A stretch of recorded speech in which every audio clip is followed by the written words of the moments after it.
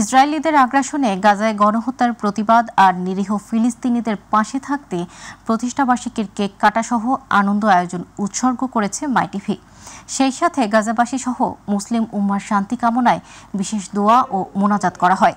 MyTV ভবনে এই দোয়া মাহফিলে প্রতিষ্ঠানটির চেয়ারম্যান ও ব্যবস্থাপনা পরিচালক নাসির উদ্দিন সাথী, উপব্যবস্থাপনা পরিচালক আশফিয়া উদ্দিন, প্রতিষ্ঠানের চিফ অপারেটিং অফিসার, পরিচালক বৃন্দ সহ সাংবাদিক, কলাকৌশলী এবং কর্মকর্তা কর্মচারীরা উপস্থিত ছিলেন।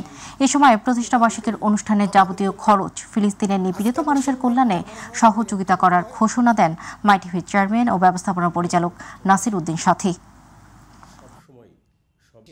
আবাবিল কিন্তু এখনো আসে নাই এবং আসার সম্ভাবনাও নাই।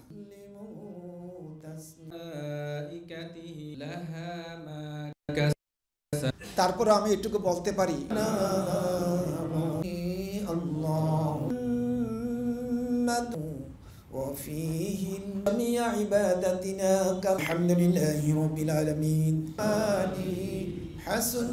শেষ পর্যন্ত কালামাদের মৃত আব্বা আম্মা সাল্লাল্লাহু আলাইহি ওয়াসাল্লামের বাংলার আনাচে কানাচে কবর আছে মাওলা।